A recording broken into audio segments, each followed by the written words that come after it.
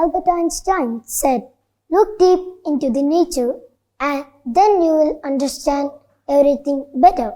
Hi, I'm Afroz Sharif from Aura Global School, Kodungalur.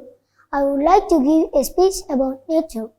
We live on the most beautiful planet Earth, which is very clean and attractive and full of greenery. Nature is our best friend, which provides us all the resources to live here.